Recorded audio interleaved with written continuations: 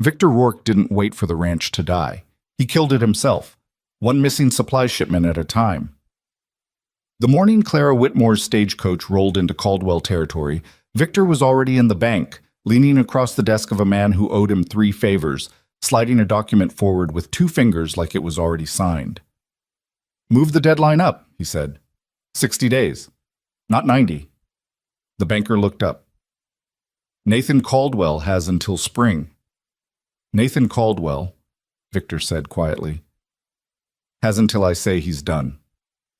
He straightened his coat, picked up his hat, and walked out into the Montana cold without looking back. He never saw the woman stepping off the stagecoach across town, the one with one trunk, worn boots, and eyes that measured everything she looked at. He should have looked back. Before we go any further, if you're watching this for the first time, welcome. Hit that subscribe button right now and ring the bell, because the story you're about to hear is only the beginning. Every week we bring you stories like this one, tales of ordinary people who refuse to be broken. Drop your city or country in the comments below. I want to see exactly how far this story has traveled. Now, let's go back to 1878 and to the woman nobody saw coming. The stagecoach stopped at the edge of a property that looked like it had already given up. Clara Whitmore pressed her face close to the window glass. Not because she was eager, but because she needed to see the truth before she stepped into it. That was a habit her father had beaten into her, not with his hands, but with 20 years of watching him read a room before he entered it. "Look first," he always said. "You can't unsee a thing, but you can choose what to do with it." What she saw made her stomach tighten. The main fence along the road was missing 3 posts. A wagon sat tilted on one wheel near the barn entrance, and nobody had moved it. The mud around it had dried and cracked, which meant it hadn't moved in weeks. The roof of what might have been a storage building had partially caved in on one side, and there was a smell carried on the wind that she recognized immediately. Sick animals. Not dead yet, but working on it. She pulled back from the window and sat very still for a moment. This is worse than the letter said. The letter had said, "Struggling operation, 22 workers, need a capable woman to help manage the household and the crew." The letter had not said, "We are 30 days from collapse, and I am too proud to admit it." Men never did. The driver called down from above, "This is it, ma'am, Caldwell Ranch." She didn't wait for him to help her down. She opened the door herself, stepped onto the running board, and dropped to the ground, and immediately sank 3 inches into mud that hadn't been managed around the entrance road. She pulled her boot free with a sucking sound, looked down at it, and pressed her lips together. "Fine." She lifted her trunk herself. The driver cleared his throat. I have it?" she said. Nathan Caldwell was not waiting at the door. He was in the barn. She found him because she followed the sound of something hitting wood, a flat, rhythmic sound, like a man chopping at something that wasn't responding the way he wanted. She walked around the tilted wagon, avoided a patch of ground that looked unstable, and pushed open the barn door to find a man in his late 30s attacking a fence post that was already broken, splitting it further with the back of an axe handle like it had personally wronged him. He didn't hear her come in. She stood there for a moment, trunk at her feet, studying him the same way she'd studied the property from the stagecoach window. He was bigger than she'd expected, wide through the shoulders, strong in the way that comes from actual work rather than show. But his movements were choppy, the kind of choppy that comes from exhaustion, layered on top of exhaustion, when a man's body keeps going because his brain hasn't given it permission to stop. "Mr. Caldwell," she said. He spun around so fast he nearly dropped the axe handle. For 1 second, pure startlement crossed his face, and then it locked down behind something else, something practiced and hard. "You're early," he said. "The stage was on time," she said. "I believe that makes you expecting me late." He stared at her. She stared back. He had dark eyes, the kind that had seen too much weather and not enough sleep, and there was a scar along his jaw that had healed crooked. He hadn't shaved in at least 4 days. "Nathan Caldwell," he said finally, like he'd remembered he was supposed to introduce himself. "I know who you are," she said. "I'm Clara Whitmore. I answered your letter." "I know who you are too." Then we're off to an efficient start. She looked around the barn without waiting for him to offer. Her eyes moved quickly. Hay stores, low. Stall conditions, poor. The smell she'd caught from the road was stronger in here. She turned toward the back of the barn and saw them. 4 cattle in the far stalls, and even from this distance she could see the dull coat, the way they stood with their heads down. "How many?" she asked. "How many what?" "Sick animals." Nathan's jaw tightened. 4 cattle, possibly 2 more developing symptoms. It started 2 weeks ago. "What treatment have you tried?" "We've been managing it." That was not an answer. She turned to look at him directly. "What treatment have you tried, Mr. Caldwell?" The jaw tightened further. "Why does that matter right now? You just arrived." "It matters because if it's what I think it is, the 2 you said are possibly developing symptoms are already sick. They're just not showing it fully yet." She walked toward the back stalls. "Has there been bloody discharge? Labored breathing at night?" He followed her and she could feel the resistance coming off him like heat. "You know cattle disease?" "I know a lot of things." She stopped at the nearest stall and leaned over the gate, looking at the animal carefully. Up close, she could see what she'd suspected. "My father ran a supply operation for 15 years. We supplied feed and worked directly with ranchers. I spent more time in barns than in parlors." She straightened up. "You need to separate these 4 from the others completely, and you need to do it today. Tonight at the latest. I have 22 men, and I'm not one of them." "Then tell one of them." She turned to face him. "Do you want me to explain why, or do you want to argue with me about whether I have the right to suggest it?" Nathan Caldwell looked at her for a long moment.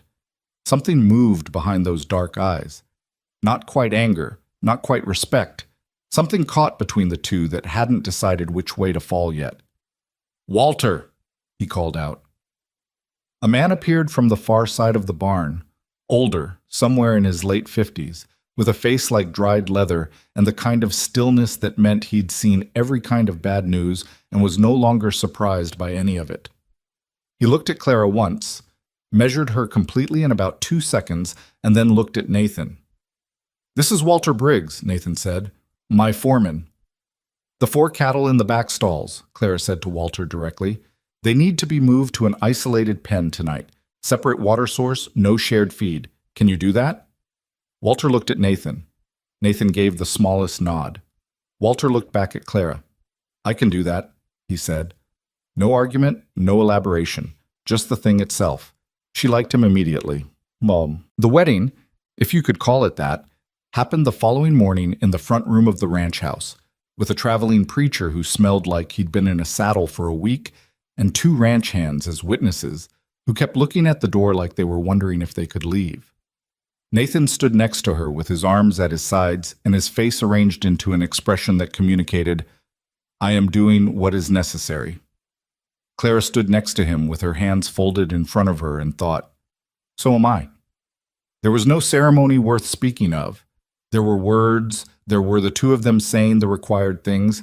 There was a moment when the preacher asked if anyone objected, and one of the witnesses coughed, and then it was done. Nathan shook her hand afterward, actually shook her hand, like they'd completed a business transaction, which she supposed they had. "I'll show you the rest of the property," he said. "I've already walked most of it," she said. He stopped. "When?" "This morning, before sunrise." She'd been up since 4.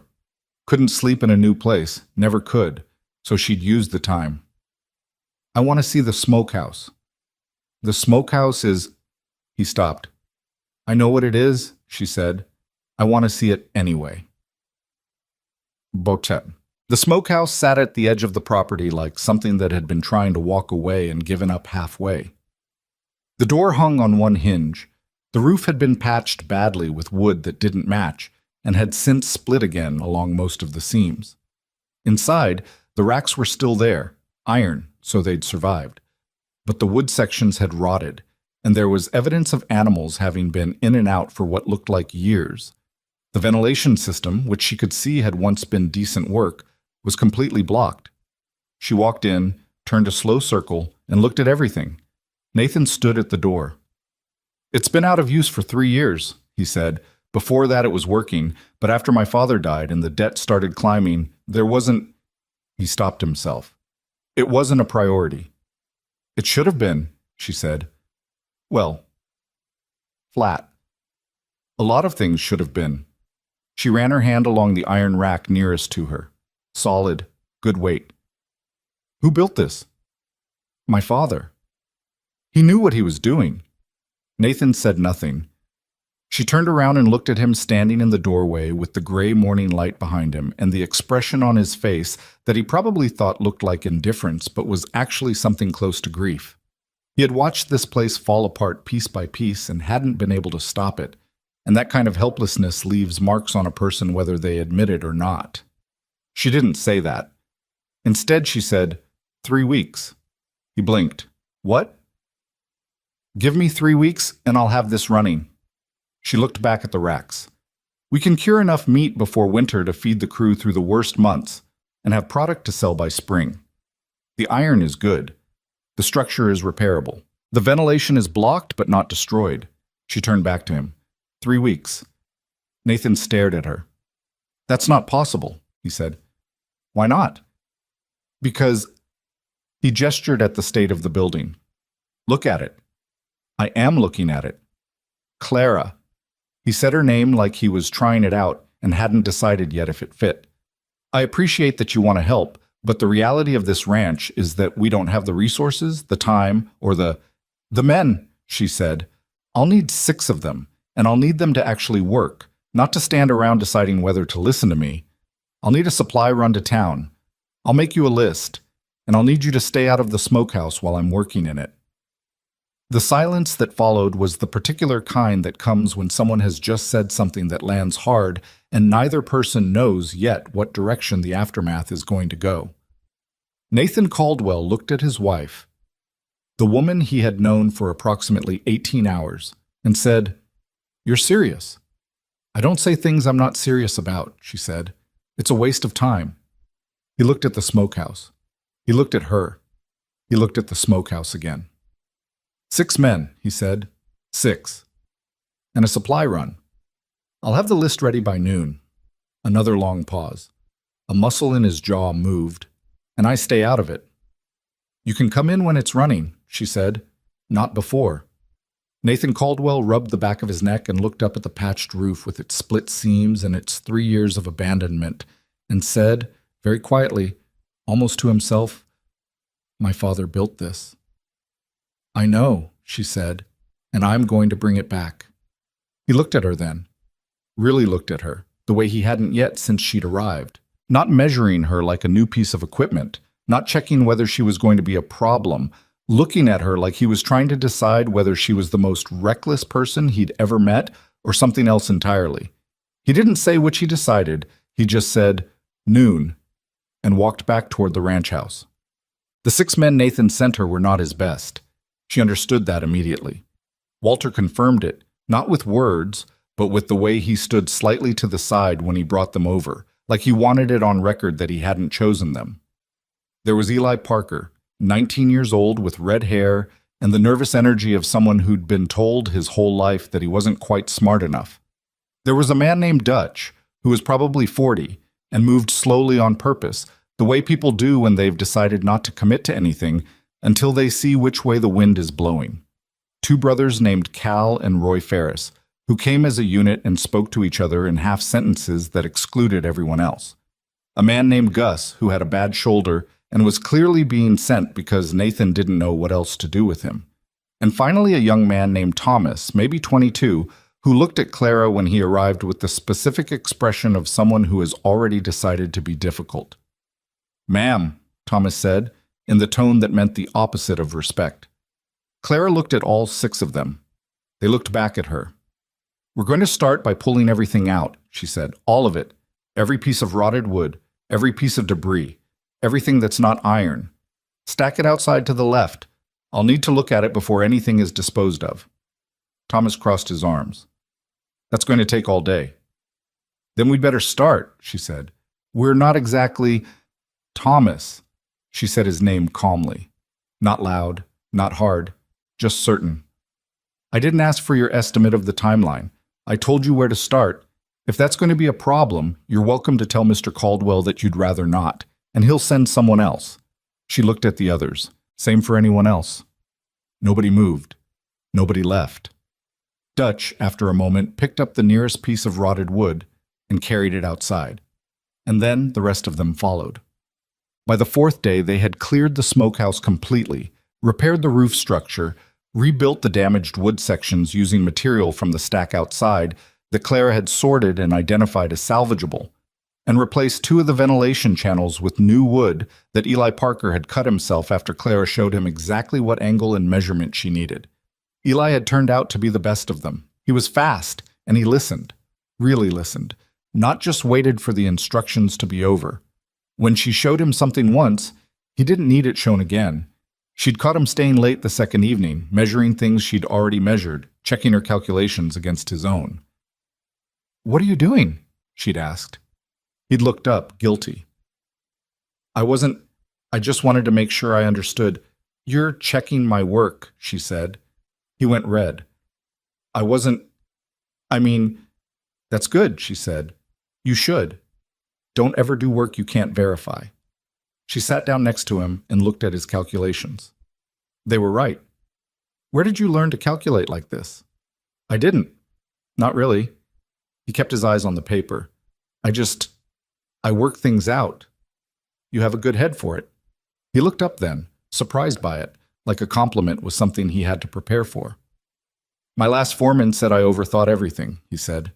"He was wrong," she said, and stood up. She heard him exhale slowly behind her as she walked away. Walter Briggs found her on the 6th morning, standing outside the smokehouse in the pre-dawn dark with a cup of terrible coffee and her notebook. He came and stood next to her without being invited. She had noticed that about him. He never waited to be invited anywhere, but he also never went somewhere he wasn't needed. It was a precise kind of instinct.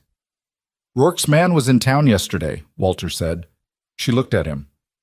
"Which man?" "He has a few." Walter drank his own coffee. It was clearly also terrible. He didn't seem to notice. "This one talks to the bank. Name's Garrett. He asks questions, writes things down, goes back to Rourke." "What kind of questions?" "How the ranch is doing, whether there's been any improvements, whether there are any deals in progress." Walter paused. "The usual things a man asks when he's trying to figure out how long something has left." Clara looked down at her notebook, at the calculations she'd spent the last 2 evenings refining. "How much does Nathan owe?" she asked. Walter was quiet for a moment. "That's a question for Nathan." "I'm asking you." Another pause. "More than he said. The original debt was bad enough, but there have been adjustments to the terms. Things that shouldn't have been able to be adjusted. Someone adjusted them. Someone with the right relationships at the bank." Walter looked at his coffee cup. "This is not just a struggling ranch, Mrs. Caldwell. There are people positioned to take it the moment it fails, and they have been very careful to make sure that it fails." She was quiet for a long time. The dark of the Montana morning sat around them, cold and absolute. "How long has this been going on?" she asked. "Since before Nathan's father died," Walter said. "Maybe before that. Hard to say when a scheme starts. Easy to say when it finishes." "It hasn't finished." "No, ma'am." He looked at her. "Not yet." She closed her notebook. 3 weeks, she said. "The smokehouse will be running in 3 weeks." "I believe you," Walter said. "That surprises you?" "No," he said. "That's why I believe it." He walked back toward the barn, and Clara stood in the cold with her terrible coffee and her notebook, looking at the smokehouse that was slowly becoming what it was supposed to be, and thought about a man named Victor Rourke, who was somewhere in the dark deciding how long the Caldwell Ranch had left. "He doesn't know I'm here yet," she thought. "He will." The smokehouse started producing smell before it produced product. That sounds wrong until you understand what it meant. The first real smoke, the kind that came from a fire built right, fed right, drawing through a ventilation system that was finally doing what it was designed to do, rolled out of that building on the morning of day 11 and drifted across the yard in a slow, heavy wave that stopped 3 ranch hands in their tracks. Clara was inside, monitoring the draw, watching the way the smoke moved through the chamber. She had her notebook open and was making marks every few minutes, temperature estimates based on the color and behavior of the smoke, airflow readings. She'd devised her own method for measuring because there was no instrument for it. Her hair was pinned back and she had soot on her left forearm and she hadn't eaten since before dawn. Eli stuck his head in the door. "Mrs. Caldwell, the men outside—" "I know," she said without looking up. "They're just standing there." "Let them stand." He was quiet a moment. "Dutch said it smells like his grandmother's kitchen." She looked up then, not because of what Dutch said, but because of the way Eli said it, like he was surprised that a hard man like Dutch would admit to something like that, like maybe he was surprised himself. "Good," she said. "That's exactly what it should smell like." She went back to her notebook. What she didn't tell Eli, what she didn't tell anyone, was that her hands had been shaking when she built the first fire that morning. Not from cold, from the specific fear that comes when you have made a promise out loud to a man who has nothing left to lose, and the moment has arrived to find out if you can keep it. The ventilation had drawn correctly. The temperature had held. The smoke was exactly what it needed to be. She'd stood there for about 10 seconds, letting herself feel that, and then she'd opened her notebook and gotten back to work.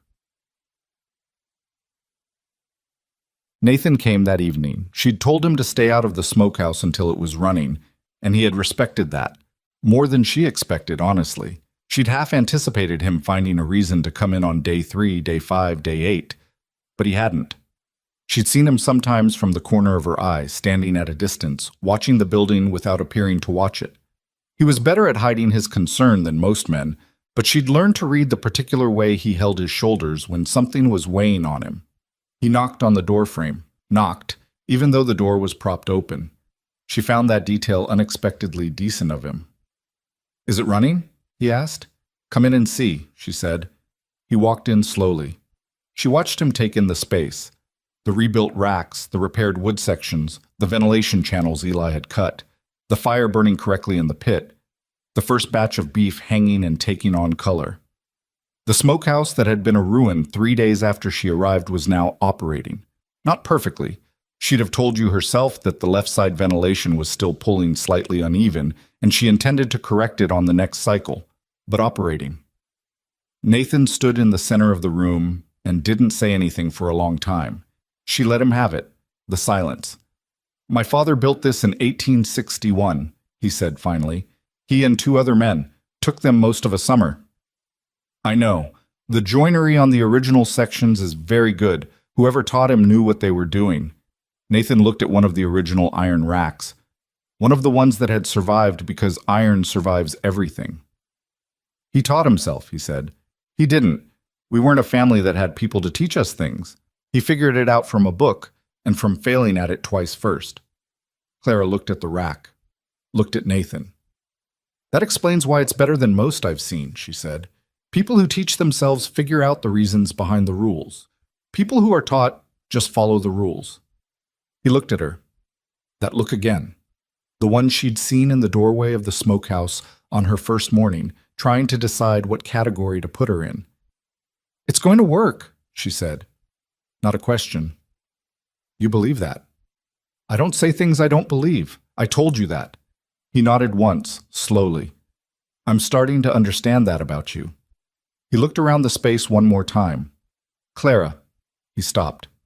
"What?" "The men who doubted you." "They worked hard," she said immediately. "All 6 of them.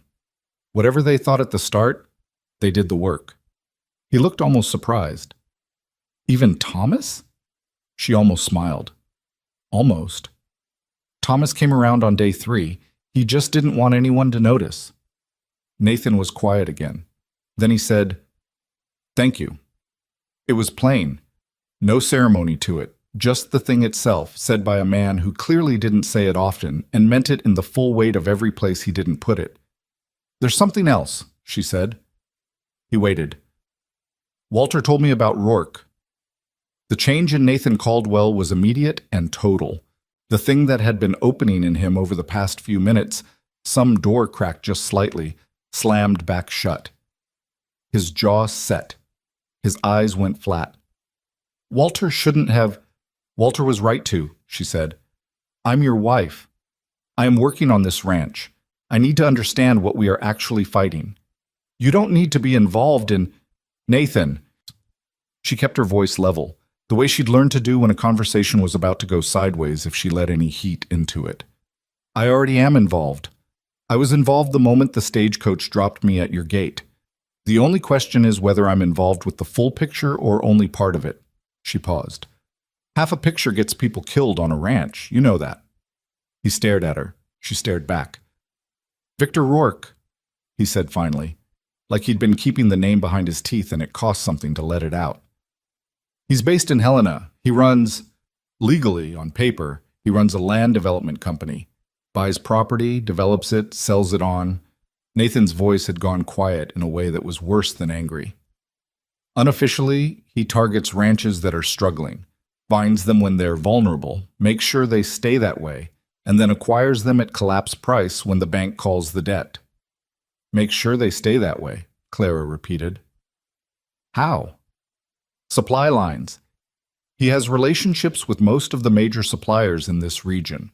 When a ranch he's targeting places an order, Nathan stopped, pressed his lips together. The order doesn't always arrive, or it arrives short, or it arrives damaged, and by the time you've sorted it out and reordered, you've lost 2 weeks, and your men are working short, and he exhaled. It compounds. Everything on a ranch compounds. Has he interfered with our supplies? 3 times in the last 4 months. 2 feed deliveries short, 1 medical supply for the cattle that never arrived at all. He looked at her. That's why the cattle got sick. Not because we didn't try to treat them, because what we needed to treat them with never showed up. Claire's hands were very still at her sides. And the bank? He has a relationship with someone at the Billings branch. I don't know who, I can't prove who. But the terms of my father's debt, the terms that were set when my father was alive, they've been adjusted twice since the debt transferred to me. Adjusted in ways that shouldn't have been possible without my signature, and I never signed anything. But you can't prove that either. No. Flat. Final. I can't prove it. The fire in the smokehouse pit shifted, and the smoke moved through the chamber, and the smell of it sat around them both, that good deep smell of something being preserved rather than lost. We have 11 weeks before the next deadline, Nathan said. If we can't cover the payment by then, the bank calls the full debt, which means Rourke gets what he's been positioning for. Then we need 11 weeks to be enough, Clara said. Clara, what we produced in this first run, how much can we sell and to whom? He looked at her for a moment, then reluctantly, like a man picking up a tool he wasn't sure would hold.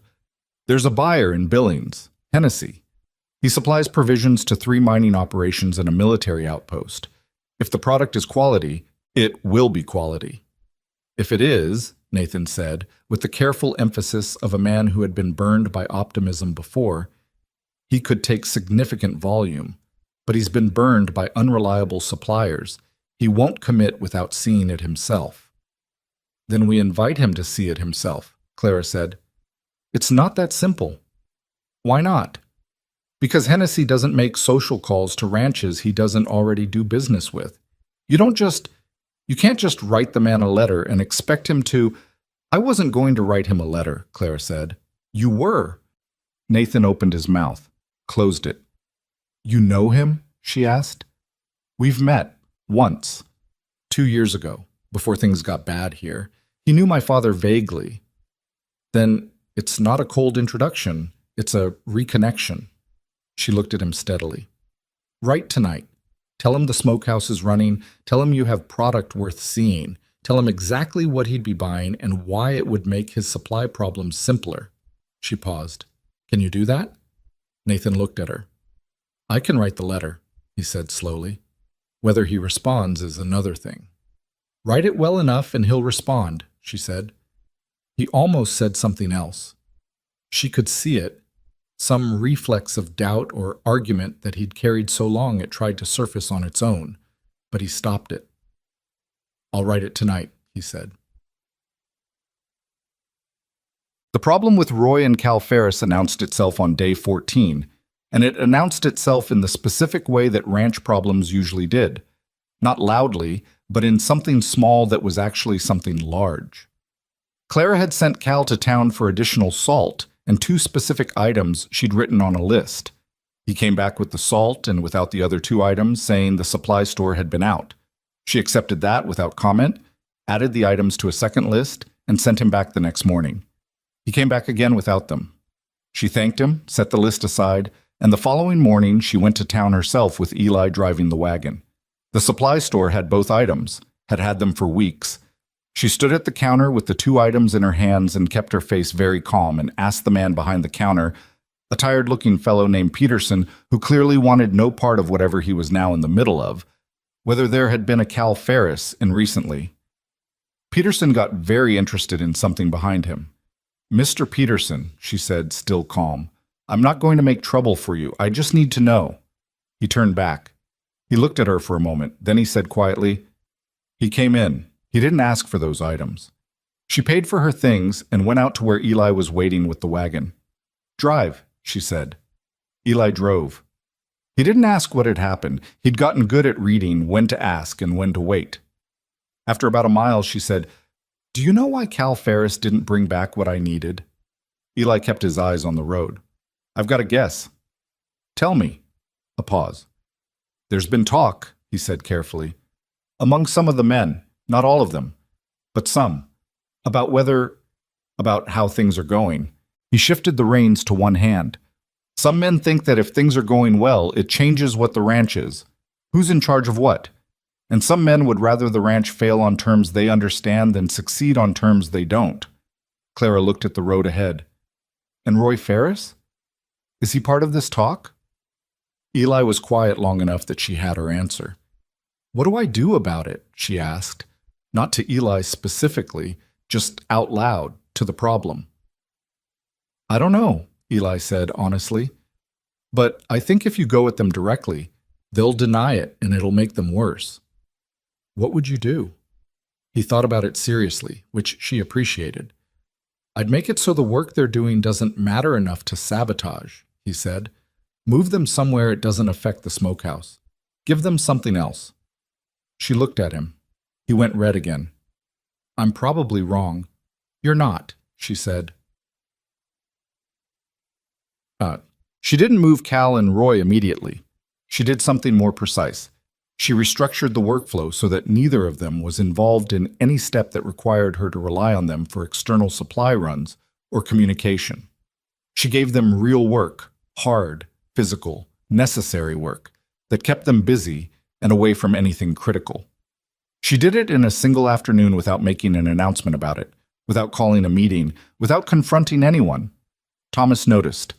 He caught her alone near the south fence on the evening she made the changes. "You know what they did?" he said. It wasn't a question. "I know what I know," she said. "You going to tell Nathan?" She looked at him. Thomas had gone from her most resistant worker to something she'd describe, carefully, as an unwilling ally. He didn't like her particularly, but he respected what she was building, and on a ranch, that counted for more than like. "Why?" she asked. "Do you think I should?" He thought about it. Nathan would fire them. And then what? And then we'd be 2 men short in the middle of a critical... He stopped. His expression shifted. "You already thought through that." "I think through most things," she said. He was quiet. Then, "What if they do something worse?" "Then I'll handle it then," she said. "Differently." Thomas shook his head. Not in disagreement, but in the particular way of someone recalibrating something they thought they understood. "You're not what I expected," he said. "I know," she said, and went back to work. Jamdan. Walter brought the news about Rourke on a Tuesday, which was the same day Hennessy's response arrived. Walter came first. He came in the way he always did. No rush, no announcement, and found her checking the second batch of curing product and said simply, "Rourke's man Garrett was at the bank in Billings yesterday. Spent 2 hours there." Clara didn't stop what she was doing. "Do you know what they discussed?" "No. But a banker who spends 2 hours with a man like Garrett isn't discussing anything good." Walter leaned against the doorframe.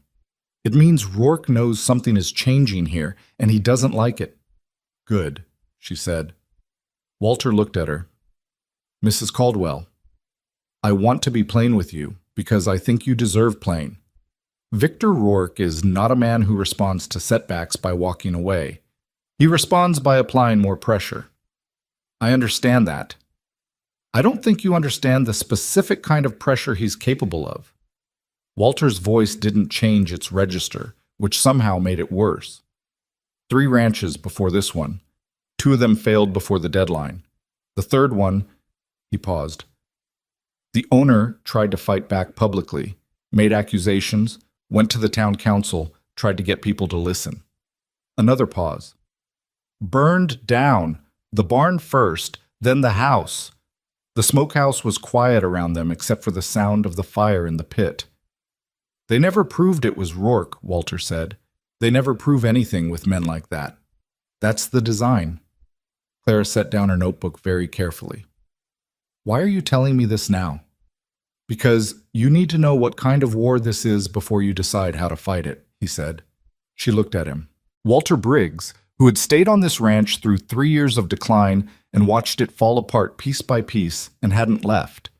There were men who stayed somewhere because they had nowhere else to go, and there were men who stayed because they believed something was worth staying for. She'd been trying to figure out which kind Walter was.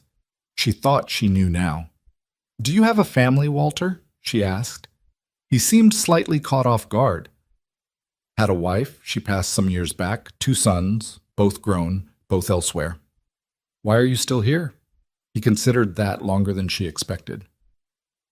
Nathan's father was a fair man, he said finally. In a territory where fair is harder to find than water in August. I worked for him for 11 years. When he died, it seemed wrong to leave the place go under without at least trying to stop it. He looked at the rack of curing meat. I didn't know how to stop it. I'm a foreman, not a... He gestured at the space around them.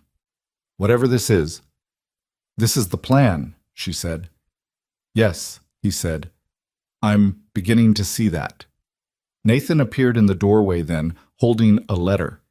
His face was doing something that Clara had not seen it do before, something that was fighting hard to stay in place. Hennessy wrote back, he said. She waited. He's coming, Nathan said. 3 weeks from Thursday. He wants to see the operation and taste the product.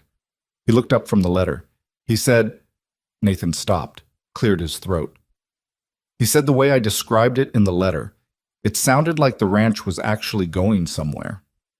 Walter made a small sound that might have been satisfaction. Clara picked up her notebook. Then we have 3 weeks to make sure we give him something worth the trip, she said. She said it plainly, the way she said most things. But she was aware, in the way you're aware of a temperature change, that something in the room had shifted. Nathan was standing straighter than he had been when she'd arrived.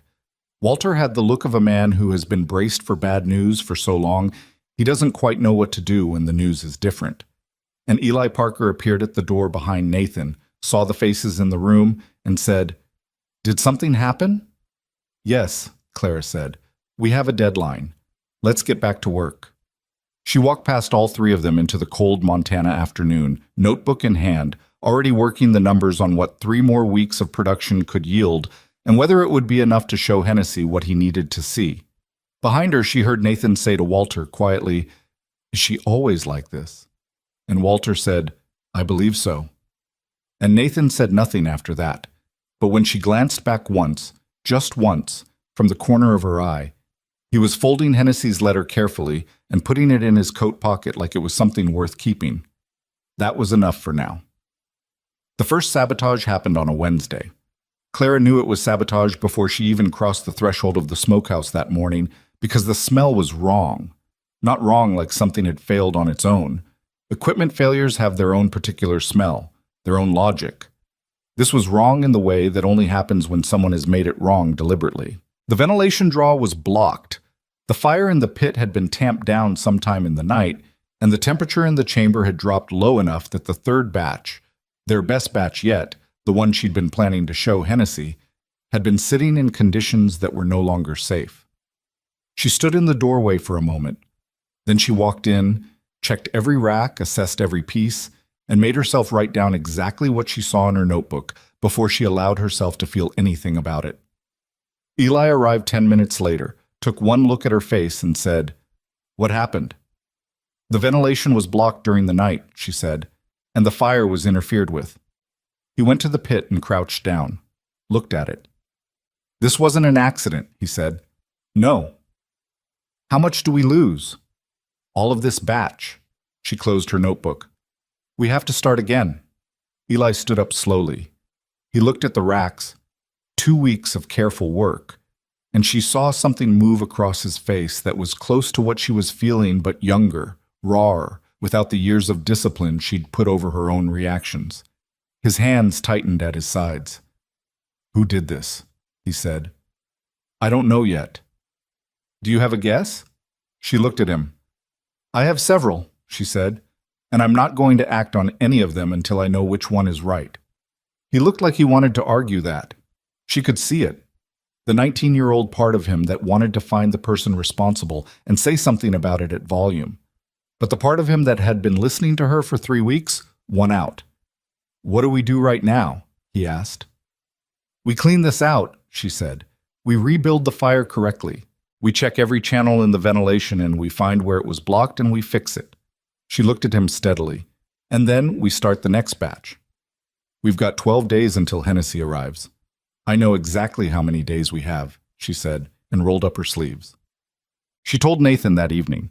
She'd waited until after dinner, until the ranch house was quiet, until it was just the two of them at the table with the lamp burning low and his account books open in front of him, which was where she always found him in the evening, bent over numbers that never quite worked out, running the same calculations hoping the answer would change.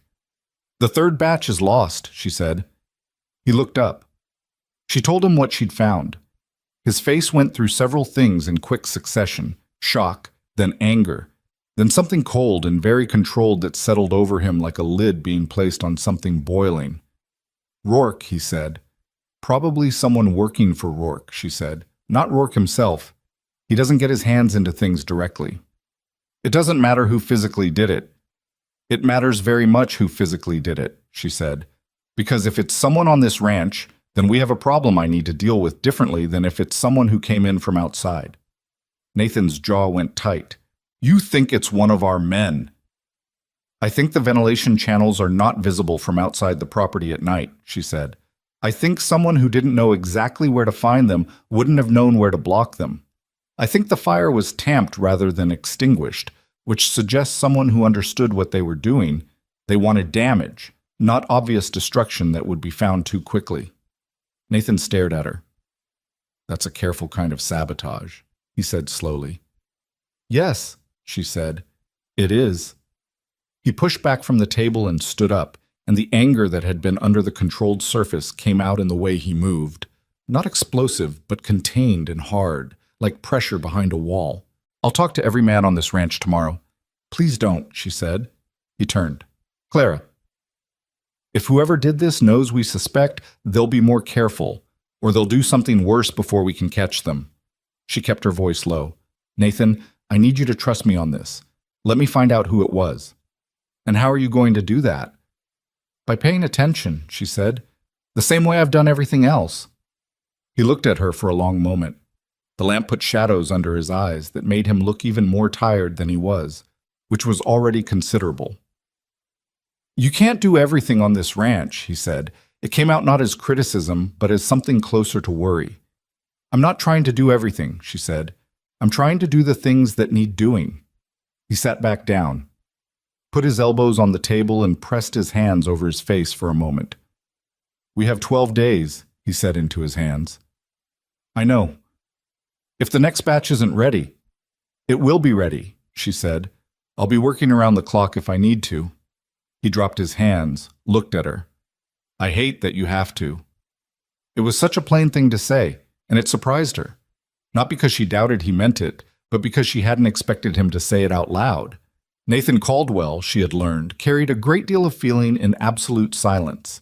It came out in how he handled things, in small choices, in the way he'd taken Hennessy's letter and put it in his coat pocket like it was worth protecting. It almost never came out in words. She didn't know what to do with the words when they came. So she said, "Get some sleep, Nathan. The numbers will still be wrong tomorrow." And she stood up and she went back to the smokehouse. She worked until 2 in the morning. She found her answer on the second day after the sabotage, and it came from Dutch. She hadn't expected Dutch. Dutch was the slow-moving, watch-and-wait man who had been the second person to actually pick up a piece of wood on the first day she'd asked them to work. He wasn't someone she'd counted as an ally exactly, but he wasn't someone she'd counted as a threat either. He existed in a middle space she'd classified as uncertain but functional. He found her alone behind the smokehouse, checking the external section of the ventilation channels, and he stood there for a moment with his hat in his hands, doing something with the brim that suggested he'd rather be anywhere else. "Mr. Dutch," she said. She'd never learned whether Dutch was a first name or a last name. She wasn't sure he knew either. "Mrs. Caldwell." He cleared his throat. "I got something to say, and I'm going to say it fast because I don't want to think about it too long, or I'll decide not to." She stopped what she was doing and gave him her full attention. "It was Roy Ferris," he said. "Not Cal. Roy did it on his own, I think, though Cal knew about it after.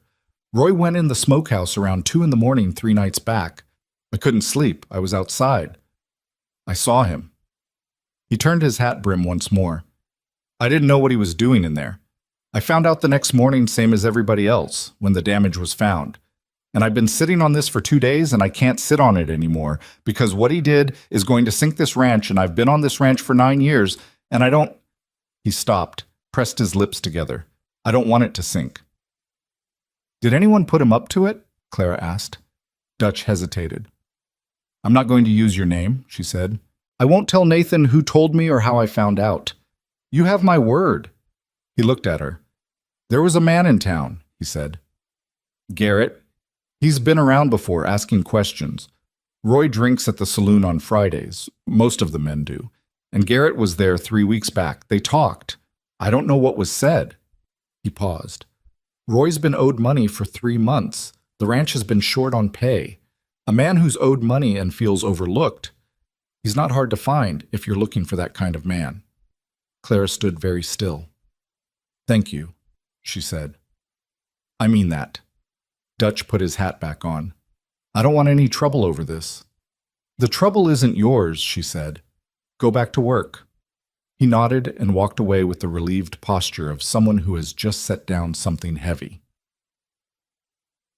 She handled Roy Ferris the following morning. She did not do it the way Nathan would have done it. She didn't fire him outright, didn't confront him in front of the other men, didn't make it a spectacle. She found him alone at the water trough before the rest of the crew was fully up, and she came up beside him and said quietly, "I know it was you." Roy went very still. "Here's what's going to happen," she said, keeping her voice at a normal register, conversational, like they were discussing something completely ordinary. "You're going to work every day between now and Hennessy's visit like your life depends on this place surviving. You are not going to be inside the smokehouse at any time for any reason. You're not going to speak to Garrett again. You're not going to tell anyone we had this conversation." Roy turned to look at her. He was a big man, mid-40s, with the specific resentment of someone who believed his situation should have been better than it was. "And if I don't?" "Then I tell Nathan exactly what you did," she said, "with evidence. And you leave this ranch with nothing in the middle of winter, with a reputation that follows you to every operation within 100 miles. She looked at him steadily. "I don't want that. You don't want that. And this ranch can't afford to be 2 men shorter right now." She paused. "But it can afford to replace 1 man who makes me do this conversation twice." Roy stared at her. She stared back. "We understood?" she asked. A muscle in his throat moved. "Understood," he said. She walked away. Her hands were steady. She didn't let them shake until she was around the corner of the barn where nobody could see her, and then she leaned against the wall for about 30 seconds and breathed, and then she straightened up and went to start the next batch. The rumor reached town before the end of that week. She heard it from Eli, who'd made a supply run and come back with his face arranged in the careful way of someone carrying news they don't want to deliver. "People in town are saying the Smokehouse product is no good," he said. He handed her the supplies and didn't quite meet her eyes. "That you've been overstating what you're producing, That Hennessy's going to come out here and find nothing worth buying. Clara took the supplies. Who's saying it? I heard it from Peterson at the supply store. He said he'd heard it from, he didn't say who, but he looked uncomfortable about it. Eli paused. It's the kind of thing that spreads, Mrs. Caldwell. Once people start saying something, I know how rumors work, she said. She did. She'd watched her father's business get attacked by one, a story about contaminated product that wasn't true but cost him 3 months of orders before he could prove otherwise. By the time he proved it, 2 of his regular buyers had found other suppliers and didn't come back. This was the same move. Softer than burning a barn, but aimed at the same thing. She went to find Nathan. He was in the north pasture, mending fence, which was Nathan's version of the way she worked in the smokehouse when something was bothering him. Physical work. Something with a clear outcome. I've heard, he said, before she could start. What do you want to do? She asked. I want to ride to Helena and... He stopped, drove a fence post with more force than necessary. I want to do several things that would make everything worse. Yes, she said. So let's not do those. Clara. He turned to face her, and for the first time she saw real exhaustion in his face. Not the functional exhaustion of overwork, but the deeper kind. The kind that comes from fighting the same battle over and over against an enemy who has more resources and fewer scruples. He's going to keep doing this. Every time we build something up, he's going to knock it back down. The rumor today, something else tomorrow. I cannot keep running a ranch while someone is systematically destroying every step forward we take. I know, she said. Then what do we do? She'd been thinking about this for 2 days. She'd been thinking about it while she rebuilt the fire and reset the ventilation and started the new batch, while she handled Roy Ferris at the water trough, while she lay awake in the small hours listening to the Montana wind work its way under the ranch house eaves. We document everything, she said. He looked at her. What? Every batch, every output, every improvement. I've been keeping records in my notebook. But I mean real documentation, signed and dated. Numbers, processes, results. Every time we produce something, we write down what we produced, how much it weighed, what condition it was in, what price it would sell at. She held his gaze. Rourke is building a picture of a failing ranch. We build a picture of a functioning one, with evidence that exists outside of our word against his. Nathan was quiet. And the rumor? The rumor dies when Hennessy comes and sees the operation himself, she said. That's why Rourke is pushing this now. Says he's trying to make Hennessy doubt us before he arrives. If we can get Hennessy on this property, inside that smokehouse, tasting that product, no rumor is going to matter. And if Hennessy doesn't come, if the rumor gets to him first... She didn't answer right away.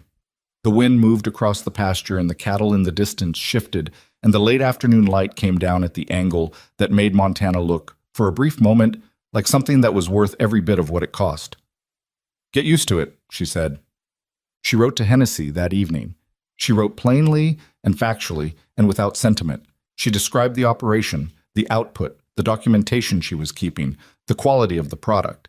She mentioned, without laboring it, that there were people in the territory who had a financial interest in misrepresenting the ranch's status, and that his visit would speak for itself better than any letter from either direction. She asked him to come as planned. She read it once, sealed it, and gave it to Nathan to dispatch in the morning. Then she opened her notebook to a fresh page and began the documentation she'd described. Every batch, every number, every result. She wrote in her clearest hand, which was very clear. Her father had insisted on it. If it's worth knowing, he'd said, it's worth writing so someone else can read it. She was halfway through the second page when Nathan knocked on the doorframe of the small room she'd claimed as a workspace. There's something else, he said. She looked up. Walter just came in from checking the outer perimeter. Nathan's voice was careful, the way it got when he was managing something he didn't want to drop. The gate lock on the north access road was cut. She set down her pen. When? Sometime today, while we were all working. Someone was on the property. Yes. She was quiet. The cut lock meant access. Access for what? They didn't know yet. But the escalation was clear. First the rumor, and the same day, something physical. 2 moves at once. Rourke is speeding up, she said. Or he's got someone telling him we are, Nathan said. They looked at each other across the small room. Check the cattle, she said. All of them, tonight. Nathan nodded and left. She heard his boots on the floor, then the door, then his voice outside calling for Walter.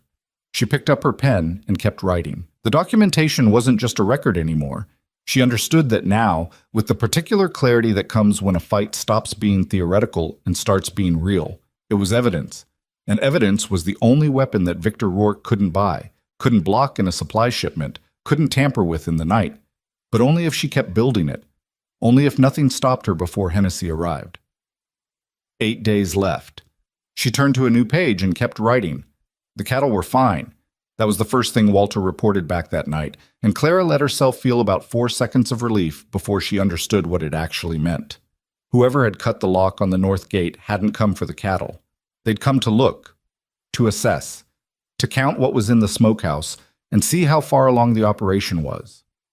Rourke was taking inventory of what he was up against. She told Nathan that interpretation the following morning, and he stood with his coffee going cold in his hand and worked through it the same way she had, arriving at the same place. He's deciding whether to escalate, Nathan said. He's already escalating. The rumor, the lock, those are escalation. What he's deciding is how much further he needs to go.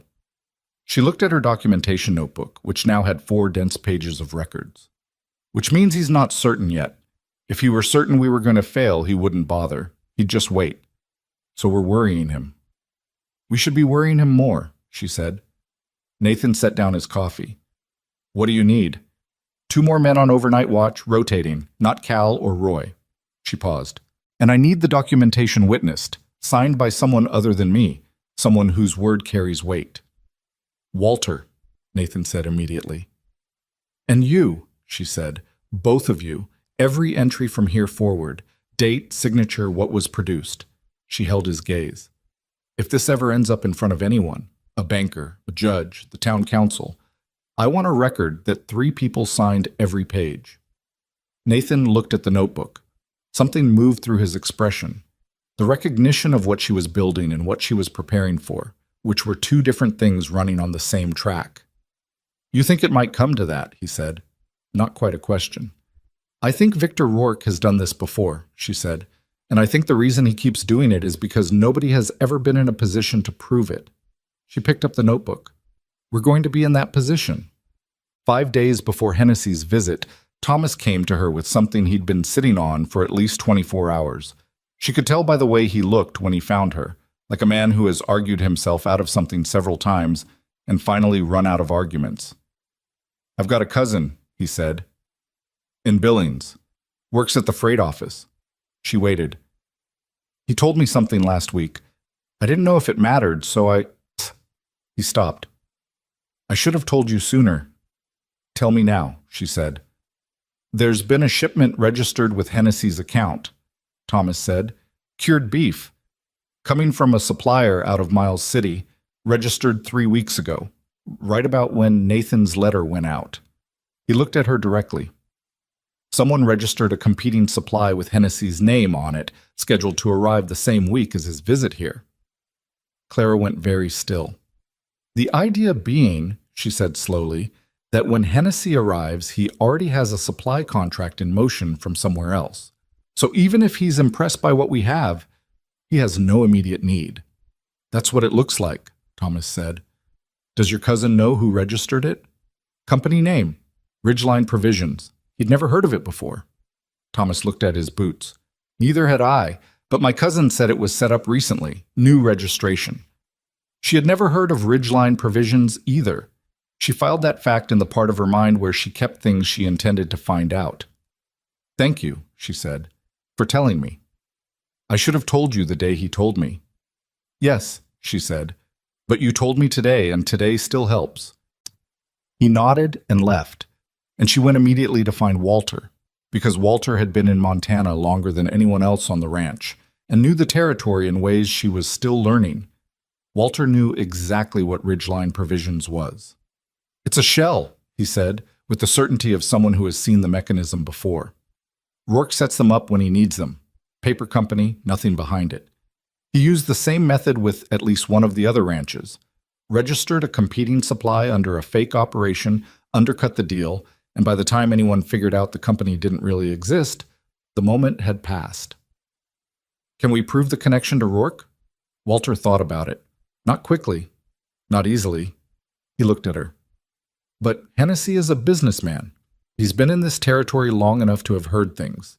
If someone told him Ridgeline was worth looking into before he committed, he'd look into it, she finished. A man who supplies 3 mining operations and a military outpost didn't get there by ignoring due diligence, Walter agreed.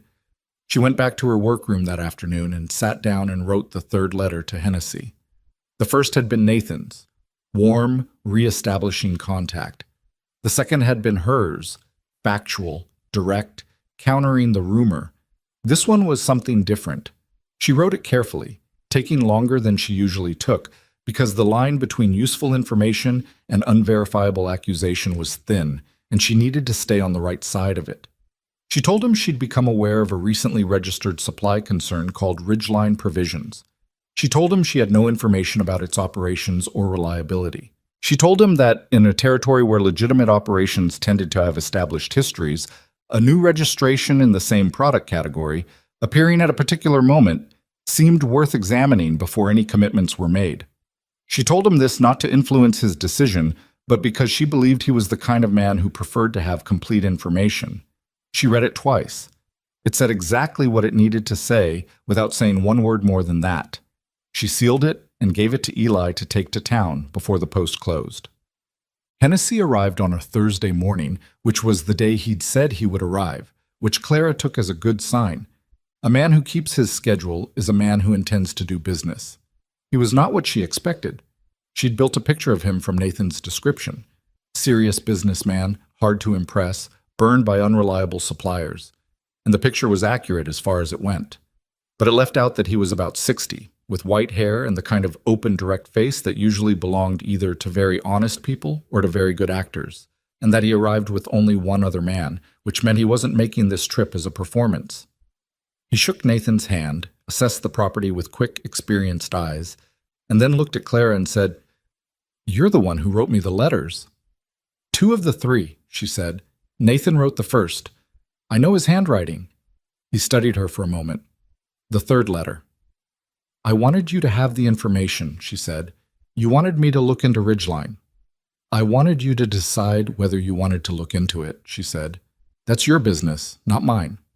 Something shifted in his expression, approval, or the beginning of it. "I looked into it," he said. "Registered 6 weeks ago. No history of operations, no established facilities, no verifiable product." He paused. "Interesting timing." "We thought so," she said. He looked at her for another moment. "Show me the smokehouse," he said. She walked him through everything. Not the way she would walk someone through who needed to be impressed. No performance, no salesmanship. The way she'd walk through it with Walter or Eli. Here's the ventilation system and why it draws the way it does. Here's the temperature maintenance and how we monitor it without instruments. Here is the curing process, the timeline, the outcome at each stage. Here are the records, every batch, every weight, every date, every signature. She put the documentation notebook on the table she'd set up for exactly this moment and opened it to the first page. Hennessy picked it up. He read slowly. He turned pages without hurrying. He asked 2 questions during the reading, specific technical questions about curing times and salt ratios, and she answered both directly without dressing up the answers. Then he set down the notebook, walked to the nearest rack, and cut a piece of the current batch himself, and ate it standing there in the smokehouse without any ceremony. He chewed it slowly, looked at the rack, looked at Clara. "How much can you produce per month at full operation?" he asked. She told him. He did some calculation in his head. "You can guarantee that output consistently?" "I can guarantee the process," she said. "The process produces that output. Weather is its own thing, and cattle get sick and equipment breaks. But the process is sound." He almost smiled at that. "That is a more honest answer than most suppliers give me." "Most suppliers answer the question they wish you'd asked," she said. He looked at Nathan, who had been standing just back of Clara the entire tour, in the particular posture of a man who has decided to let someone else handle something and is mostly succeeding at trusting that decision. "She always like this?" Hennessy asked Nathan. So I'm told, Nathan said. Hennessy looked back at Clara. I lost a supply contract 2 years ago because a ranch I was buying from turned out to be exactly where yours was 3 months ago. Good intentions, no documentation, and when things fell apart, they fell apart overnight. He tapped the notebook. This is not that. No, she said. It isn't.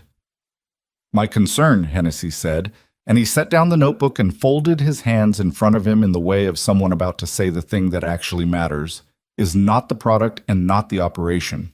It is what I've heard about the conditions the ranch is operating under, the debt situation, the pressure from certain parties in the territory. He looked at Nathan. If I commit to a supply relationship and the ranch folds in 8 weeks, I'm back where I started. The ranch won't fold, Clara said. Mrs. Caldwell, I appreciate your confidence, but confidence is not... The debt deadline is in 7 weeks, she said. We need a certain amount to cover the payment. I know what that amount is. I know what our current production value is. I know the gap between them. She looked at him steadily. If you commit to purchasing our next 3 months of production, we cover the payment with enough to stabilize operations. I have the numbers here. She set a second document on the table next to the notebook, the calculations she'd been running and rerunning for 2 weeks. Check them. Hennessy looked at the document. He didn't pick it up immediately. He looked at her instead. You're asking me to be part of saving this ranch, he said. I'm asking you to buy a quality product at a fair price, she said. What that does for the ranch is a consequence of good business, not a favor. He was quiet for a long moment. Then he picked up the document. The wait while he read it was the longest Clara had sat still in weeks. She kept her hands in her lap and her face arranged, and she looked at the ventilation channels and the iron racks and the fire burning correctly in the pit. And she thought about her father sitting across a desk from a buyer in the last year of his business, making a case for something he knew was good. And she thought, I learned this from you. I hope it works the way it worked for you in the beginning when things were still working. There's a gap, Hennessy said. She came back to the room. Between the production value and the payment amount? Between what 3 months buys you and what you actually need. He set the document down and pointed to a figure on the 3rd page. This number. You've been conservative in your estimates. If you produced at the middle range rather than the low range, this gap closes. She looked at where he was pointing. He was right. She had been conservative. She'd been conservative because conservative was defensible if something went wrong. And she'd learned from watching her father that the promises you couldn't keep cost more than the ones you never made. I was being careful, she said. I understand why, he said, but I've seen your operation and I've read your documentation and I've tasted your product. The middle range is reasonable, not optimistic. He looked at her. You're allowed to believe in what you've built. Something tightened in her chest. She pressed it flat and looked at the numbers. If I commit to the mid-range and fall short in a bad month, she started, then you contact me, you tell me, and we adjust. Hennessy's voice was matter-of-fact. I'm not Rourke. I don't benefit from you failing. I benefit from you succeeding because then I have a reliable supplier. He closed the document. That is, if we can come to terms. She looked at Nathan. Nathan was looking at her. He gave the smallest nod.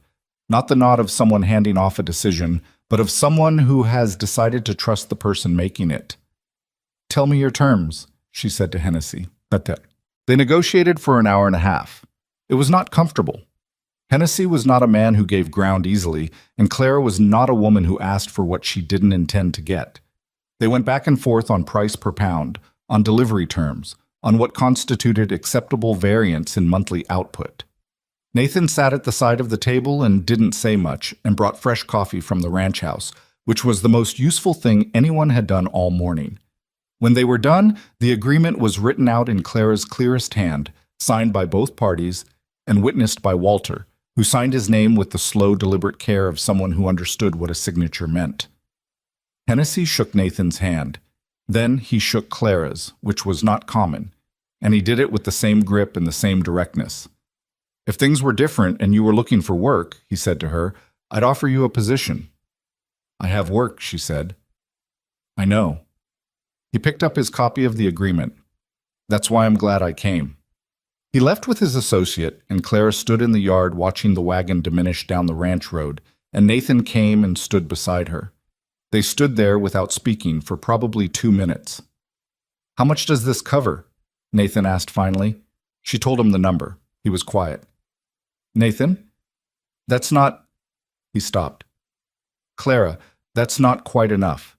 The payment is—" "I know what the payment is," she said. "I've known the number since the 3rd day I was on this ranch." She turned to look at him. "The Hennessy contract covers most of it, the gap that's left. I have a plan for that." He looked at her, tired, uncertain, hopeful, in the way that hope looks when it's been beaten back enough times that it doesn't quite trust itself anymore. "What plan?" "I need to make a trip," she said, "to Billings." "For what?" "There's a buyer there. Not for the Smokehouse product, for the cattle we've been holding back from sale because you needed them for the herd." She'd been tracking this for 2 weeks, hadn't said anything because she needed Hennessy's deal settled first. 4 of the recovered cattle and 2 of the older ones you were going to sell at spring market. If I take them to Billings now, before the market gets flooded with winter sellers, the price is better. Billings is 3 days out in this weather. I know. The roads past the second ridge are— Nathan. She met his eyes. "I've been on worse roads." He looked at her, then he looked at the ground. Then he looked at her again and said, "I'm coming with you." "I know you don't need me," he said with a quiet forcefulness that surprised her. "That's not the point. You're not making that trip alone. The roads are bad, the weather is turning, and Rourke has people who watch the routes out of this territory." He paused. I know that I stepped back and let you lead on most of this. And I should have. You know what you're doing, but this is different. This is 2 people, or it's something else." She looked at him. The wind came across the yard and the smell of the smokehouse came with it, and she thought about what Walter had said about a ranch that had been burned to the ground because one person fought alone. 3 days out, 3 days back, she said. "We leave the day after tomorrow. Walter stays in charge." "Walter stays in charge," he agreed. "And Roy Ferris doesn't go near the smokehouse while we're gone. Roy Ferris can mend fence on the south perimeter for 6 days." She almost smiled. "Fine." He almost smiled back. Almost. "I'll tell Walter tonight." That evening she went through the documentation one more time. All of it. Every page, every signature. She made a second copy in a separate notebook. Slower work, but necessary. One copy would stay at the ranch. One would come with her. She was on the last page when she heard Nathan in the next room, moving around. Not pacing. Nathan didn't pace, just moving, the way people move when their mind is working and their body needs to do something with it. She finished the last entry, signed it, dated it, and closed the notebook. Then she knocked on the wall between them. The movement next door stopped. "Get some sleep," she said through the wall. "Billings is a long road." A pause. Then his voice low. "You too." She blew out the lamp. She lay in the dark thinking about the road to Billings and the gap between what Hennessy had paid and what the bank required and the cattle she'd move and the numbers she'd calculated and how close everything was. Not comfortably close, not safely close, but close in the way that a thing is close, when every piece has to work and nothing can afford to go wrong. She thought about Victor Rourke and Helena, getting reports, recalculating. She thought about the documentation notebook sitting on the table in 2 copies, all those pages of signed evidence that hadn't existed a month ago. You can't buy what that is, she thought. You can't block it in a supply shipment. You can't cut a lock and walk in and take it in the night. She closed her eyes. In the morning, they would start preparing for Billings. And somewhere in Helena, a man who had built his life on other people's failures was looking at a ranch that wasn't failing the way it was supposed to, and making plans she couldn't yet see. She'd find out what they were when she got to Billings. She always found out eventually. The road to Billings was exactly as bad as Nathan had said it would be. They left before dawn on a Thursday, 6 cattle loaded and moving slow behind the wagon, the temperature sitting at the kind of cold that doesn't announce itself dramatically, but works its way through every layer you're wearing by the end of the first hour. Clara had her second documentation notebook in the saddlebag beside her. Nathan drove. Neither of them talked much in the early dark, which suited her fine. She had a lot to think about, and she thought better without words filling the air around her.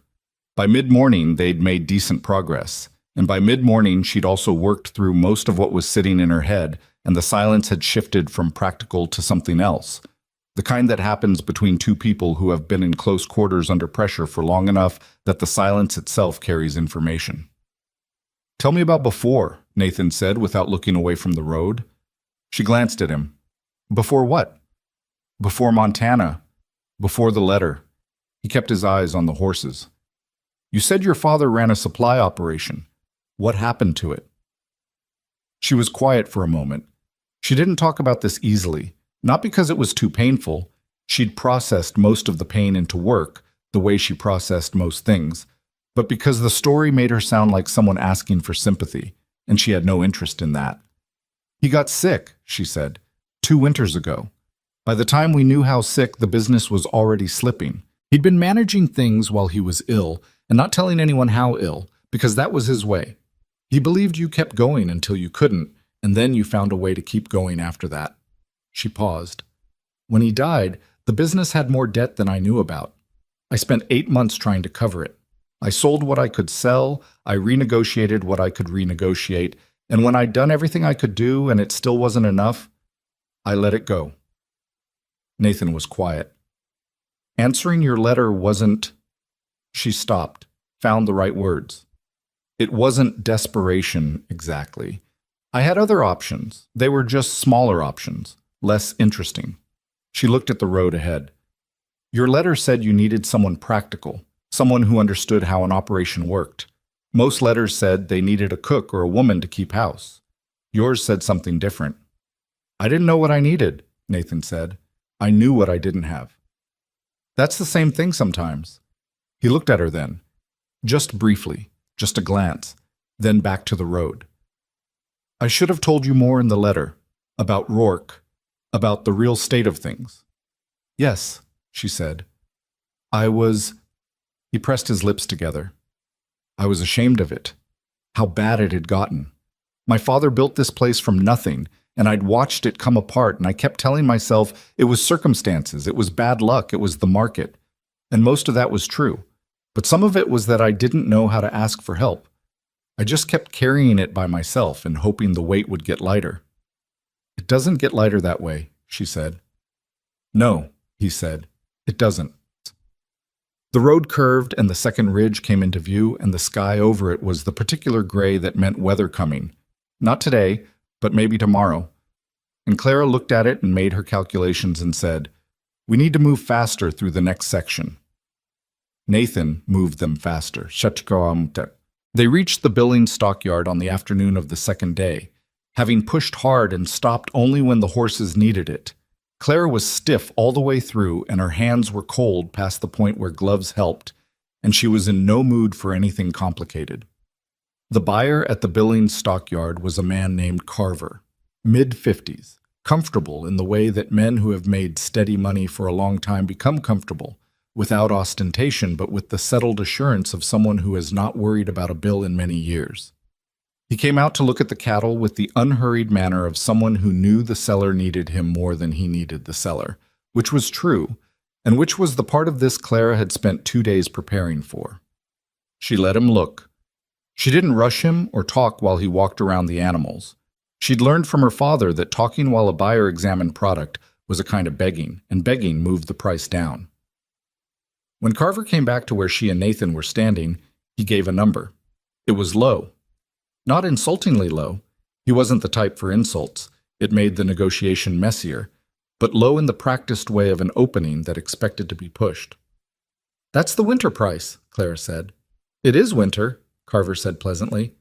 "It is," she agreed. "And the nearest alternative buyer is 40 miles further on roads that are about to get significantly worse." She let that sit for a moment. "We both know what these animals are worth on a spring market. I'm offering you a winter deal at a price that reflects actual value rather than seasonal opportunity, and I'm offering it to you rather than making that 40-mile trip." Carver looked at her. She looked back. "I've been doing this for 20 years, he said. "I can tell," she said. "That's why I'm not wasting your time with theater. Just the number." He gave her a new number. Better. Not yet where she needed it. "Closer," she said. "Not there." He studied her for a moment, then looked at Nathan. "She negotiate everything like this?" "As far as I can tell," Nathan said. Carver made a sound that might have been a laugh. "One more," he said, and gave her a final number. She did the arithmetic in her head in about 4 seconds. Combined with Hennessy's payment, it covered the bank deadline with a margin of just under $300, which was not comfortable, but was not nothing. "Done," she said, and put out her hand. He shook it with the slightly surprised expression of a man who expected one more round and didn't get it. "Paper," she said, and took out her notebook. They started back the following morning with the cattle sold, the payment in a secured document case that Nathan kept inside his coat, and the particular silence that comes after something you've been working toward has actually happened, and you haven't fully processed it yet. About 2 hours out of Billings, Nathan said, "We did it." She looked at him. "The payment," he said. "Between Hennessy and Carver, we've got the payment." "We have enough for the payment," she said. We don't have the ranch stable yet." "I know that," he said. He stopped. "Can we have 1 hour of knowing we made the payment before we start on the next problem?" She looked at him. His profile, the scar along his jaw that had healed crooked, the eyes that hadn't had enough sleep in probably years. "1 hour," she said. He nodded once. And for about 20 minutes, neither of them said anything, but it was different from the silence of the first morning. It had some air in it. Then Nathan said quietly, "My father would have liked you." She didn't answer right away. "Why?" "Because you're like him. You see what something should be and you work toward it without needing it to be easy. He was like that." He paused. "I don't think I inherited it the same way. I have to work harder for it." "That might make you better at it," she said. "Things that don't come naturally. You think about them more. You're more careful. Or you just feel like you're failing more often." "Sometimes it's both at the same time." He considered that. "Yes," he said. "I suppose it is." They rode another mile before he spoke again. "When this is settled, the debt, Rourke, all of it, what do you want? For yourself, not for the ranch." The question caught her off guard, which almost nothing did. She sat with it for a moment. "I want the smokehouse to run the way I know it can run," she said. "I want the operation to be something that lasts, not just this season, but 10 years from now, 20. She paused. "I want to not be afraid of the supply lines failing because someone has decided to take what we've built." "That's still mostly about the ranch," he said. "I know." She thought about it honestly. "I think what I want and what the ranch needs are the same thing right now. Maybe later they'll be different, but right now I can't separate them." Nathan was quiet for a while. Then, "I want that too. All of it." A pause. "And I want to sleep without running numbers in my head until 3 in the morning." "That one might take longer," she said. "I know," he said. And this time he did smile, properly, the first real one she'd seen from him, and it changed his whole face in a way that made him look younger and tired and honest all at once. She looked back at the road. Her chest did something she wasn't going to examine too closely right now. There was work still ahead. They arrived back at the ranch on the 6th day, 1 day later than planned because the weather that Clara had watched building over the second ridge had come through during the night of day 4 and turned the road back into something that required patience and care, and 2 hours spent getting the wagon free from a ditch that should not have been as deep as it was. Walter met them at the gate. His face told her before he spoke. "Rourke is here," Walter said. "Nathan was off the wagon before it fully stopped." "Where?" "Ranch house. He arrived yesterday morning. He has a man with him, Garrett, and a document." Walter's voice stayed flat. "He says the bank has authorized an early review of the debt status based on deteriorating operational conditions. He wants to see the accounts." "He can't do that," Nathan said. "The deadline isn't for another—" "He has a letter from the bank," Walter said. "I don't know if it's legitimate. I didn't let him in the house. He's been waiting in the yard." Clara stepped down from the wagon. Every part of her was tired and cold, and she had been in the same clothes for 6 days, and she had 600 miles of bad road sitting in her muscles. And Victor Rourke had chosen this exact moment because that's what men like him did. They timed their moves for when you were most depleted. She understood that. She had counted on it, in a way. "Get the documentation," she said to Nathan. "Both copies. Bring them to the front of the house." "Clara, Nathan," she met his eyes. "We have the bank payment. We have the Hennessy contract. We have 7 weeks of signed and witnessed records. He has a letter he probably paid someone to write." She paused. "Let's go talk to him." Victor Rourke was not what she'd built him to be in her mind over the past weeks, which she supposed was a lesson in itself. She'd imagined him larger, more theatrical. The reality was a man in his late 50s in a good coat with a politician's face, the kind that could be warm or cold depending on what the situation required, and showed neither one authentically. He was standing in the yard with Garrett beside him and his hands in his coat pockets. And when Clara and Nathan came around from the gate, he looked at Clara for a half-second longer than he looked at Nathan, the way people do when they're recalibrating something. "Nathan," Rourke said warmly, like they were old friends, "I heard you'd been traveling. I hope the roads weren't too difficult." "Victor," Nathan said, with none of the warmth returned. Rourke looked at Clara. "Mrs. Caldwell, I've heard a great deal about you." "I don't doubt it," she said. He produced the letter from his coat. "I won't drag this out. The bank has some concerns about the operational status of this property, given the outstanding debt. And as a party with a financial interest in the resolution of that debt, I've been authorized to do what, exactly?" Clara asked. He paused. He wasn't used to being interrupted. "To assess. I read the bank's terms when I arrived on this property," she said. "The terms as originally written give no third party the right to assess operations before a payment deadline, which means if that letter says otherwise, someone changed the terms." She looked at him directly. Again. The warmth in Rourke's face adjusted itself. Not gone, but recalculated. "I'm not sure what you're implying." "I'm not implying anything," she said. "I'm stating that we have documentation of this operation going back 7 weeks, signed and witnessed, and that we have the funds to cover the bank payment in full." She looked at Garrett. "Tell Mr. Rourke what Ridgeline Provisions is." Garrett's face went carefully blank. Rourke looked at Garrett, then back at Clara. "I don't know what you—" "A shell company registered 6 weeks ago," she said.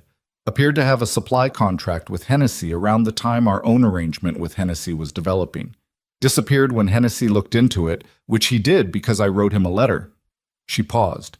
"We also have a witness to the conversation between your man Garrett and one of our ranch hands that preceded the sabotage of our smokehouse last month."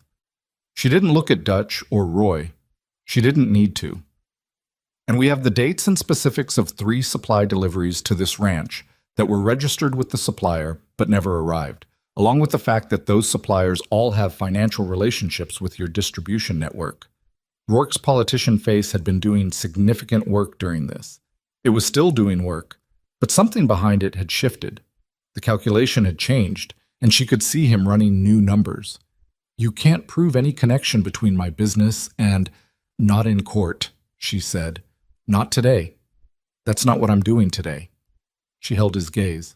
"What I'm doing today is telling you clearly and with witnesses present that we have documentation of everything I just described, and that documentation exists in more than one place, and that if anything happens to this ranch, its operation, its property, or any person on it, that documentation goes to the territorial governor's office, the Federal Land Commission, and every legitimate business operator in a 200-mile radius who might be considering a transaction with you." The yard was very quiet. Walter was standing to the left, still as a fence post. Eli had appeared from somewhere and was near the barn. Even Thomas was visible, near the smokehouse, not pretending to do something else.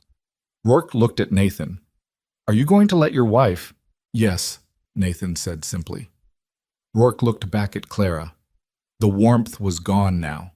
What replaced it was something colder and more honest, and in some ways easier to deal with.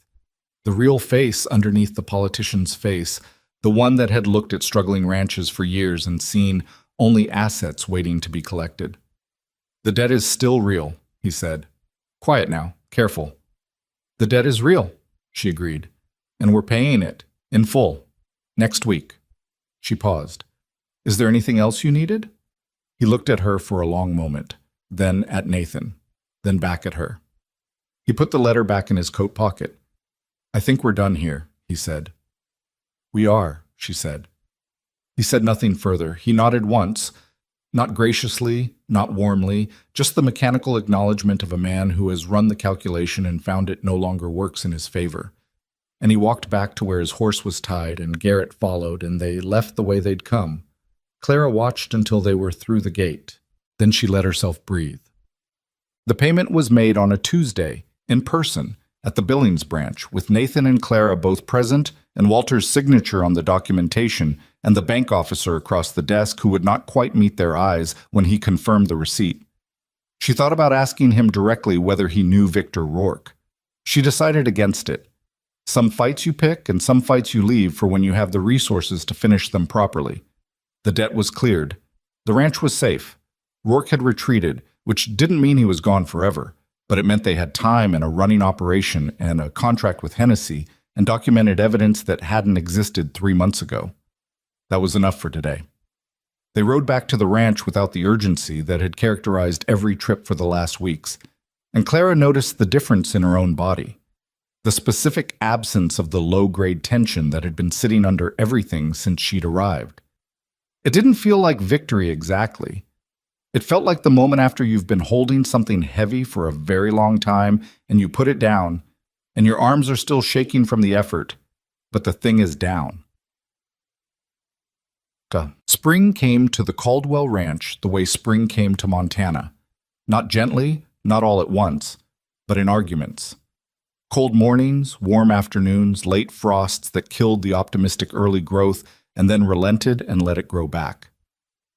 By March, the Smokehouse was running at the middle range of output that Clara had promised Hennessy, and by April it was touching the upper range on good weeks, and Eli Parker was managing 2 of the junior workers himself with a quiet competence that still surprised people who hadn't been watching him develop all winter. Walter told her one afternoon, with the same flat directness he brought to everything, that he hadn't seen the ranch in this condition since Nathan's father was alive. "Better in some ways," he said. "How so?" she asked. "The records," he said. "The documentation. The planning." He looked at the Smokehouse, running steady.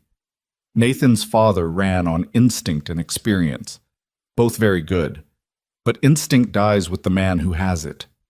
He looked at Clara. "What you've built here, someone else can read and follow. It doesn't die." She thought about that for a while. She thought about her own father's business, everything he'd known in his head, not written down, not passed on, and how when he died the knowledge went with him and she'd had to reconstruct it from nothing in the worst possible circumstances. She'd made herself write things down because of that loss. She'd made herself document and verify and record because she knew what it cost when those things didn't exist. It was a strange kind of inheritance. The lesson her father gave her was the lesson of his failure, and she'd made it into a practice that outlasted both him and the failure. She didn't say any of that to Walter. It felt too close. "The next generation of this ranch will know exactly what we did and how," she said instead. "That's the point." Walter nodded. That was enough for him. On a Friday evening in late April, Nathan came to find her at the Smokehouse. She was doing the weekly output count with Eli, who had developed a system of his own for the recording that was more efficient than the one she'd designed, which she'd adopted without comment, and he'd been almost painfully pleased about. "Someone's asking for you," Nathan said. She looked up. "Who?" "Peterson, from the supply store in town." He leaned in the doorway. He said, and this is his wording, not mine, that he wanted to apologize to the woman who turned the Caldwell operation around and also to ask whether you'd be willing to talk to 2 other ranchers in the area who are struggling. Eli looked at Clara. Clara looked at Nathan. "What kind of struggling?" she asked. "The kind that looks familiar?" Nathan said. She was quiet for a moment. She thought about what Peterson was really asking. Whether the thing she'd built here was something that could be taken somewhere else, applied again, made useful beyond this one property. She thought about her father, who had kept everything in his head. She thought about the documentation notebooks sitting on the shelf in her workroom, which anyone could read. "Tell Peterson to bring them by on Monday," she said. "We'll talk." Nathan's expression did that thing again. That thing that had started in the smokehouse the night he'd come to see the first smoke, when something that had been shut for a long time opened a little. He was better at letting it open now. He didn't rush to close it as quickly. "Monday," he said. "And Nathan," she said. He looked at her. "You can stop standing in doorways," she said. "You live here too." Something shifted in his face, relief, and something warmer underneath it that neither of them had found the exact word for yet, though they had time, and time had a way of providing words eventually. He walked in. Eli, with the particular tact of a 19-year-old who had learned more about reading a room than most people twice his age, suddenly found something very important to check on the far side of the smokehouse. Clara went back to her count. The fire in the pit burned steady. The smoke drew through the channels the way it was supposed to draw. Outside, the Montana spring was arguing with itself the way it always did, cold and warm in the same hour, refusing to commit. Inside, the numbers were good, not perfect. They were never perfect. There was always a short month, always something that needed fixing, always a gap between what you planned and what the world agreed to give you. But good, solid. The kind of numbers that didn't keep you up until 3 a.m. because you already knew what they said. She wrote the final count in the notebook, signed it, dated it. She'd arrived on this ranch with one trunk and a plan that nobody believed in. She hadn't saved it by being fearless. She'd been afraid plenty. Of the numbers. Of Rourke. Of the moment when the promise she'd made out loud would be tested against what she could actually deliver. Fear wasn't the thing you got rid of. It was the thing you carried and worked alongside, like a bad shoulder that still lifts its share.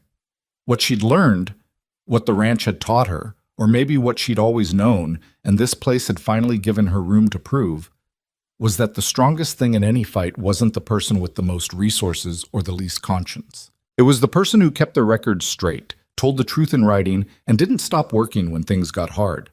Victor Rourke had money and influence and relationships and time. She'd had a notebook in 7 weeks. The notebook won. Nathan stood beside her, looking at the output numbers over her shoulder with the quiet interest of a man who had finally stopped being afraid of what the numbers might say. "Good week," he said. "Good week," she agreed. She closed the notebook and put it on the shelf next to the others. All of them, all 7 weeks of them, a record of everything they'd built and how. Someone could read that record 20 years from now and know exactly what had happened here. That mattered to her, more than the victory, more than Rourke backing down, more than the payment made and the contract signed. The work was documented. It would last. That was the whole point.